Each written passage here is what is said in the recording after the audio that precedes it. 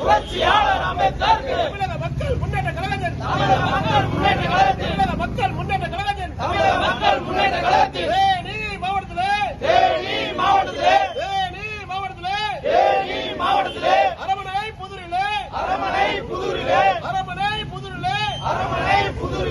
ஐயாவின் திருவுருவ சிலைக்கு வணக்கம் செலுத்துகிறோம்.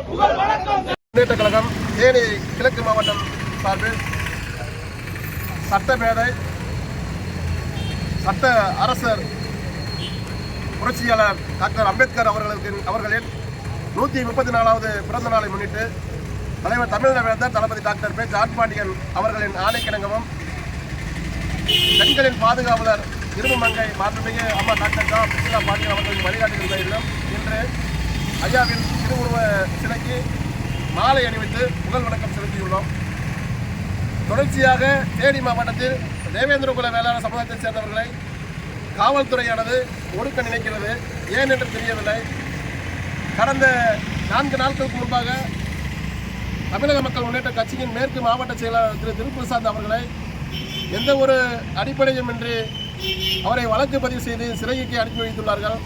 அது மட்டுமில்லாமல் என்னை நேற்றைய தினமானது ஒரு 15க்கும் மேற்பட்ட காவல்துறையினரை எனது வீட்டுக்கு அனுப்பி வைத்து மாவட்ட காவல் கண்காணிப்பாளர் அவர்கள் எந்த ஒரு காரணம் இல்லாமல் என் மீது வழக்கு பதிவு செய்து சிறையில் அடைக்க முற்பட்டார்கள்.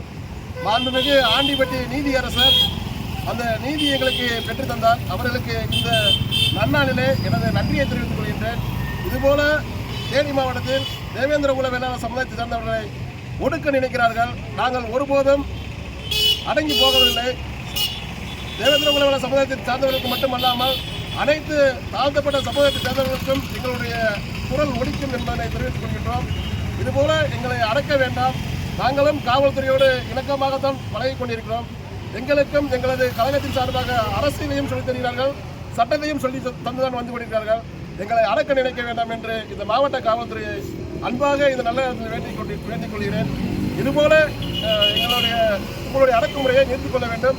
இல்லை என்றால் தலைவர் தமிழக வேந்தர் அவர்களை வரவழைத்து தேனி மாவட்டத்தில் 1989 காலகட்டங்களில் என்ன மாதிரி மிகப்பெரிய ஒரு புரட்சி வெடித்ததோ அந்த புரட்சியை நீங்கள் எதிர்பார்க்க வேண்டாம். நாங்கள் உங்களோடு இணக்கமாக இருக்கிறோம் என்பதை இந்த பத்திரிகை செய்தியாக தெரிவித்துக் கொள்கின்றேன்.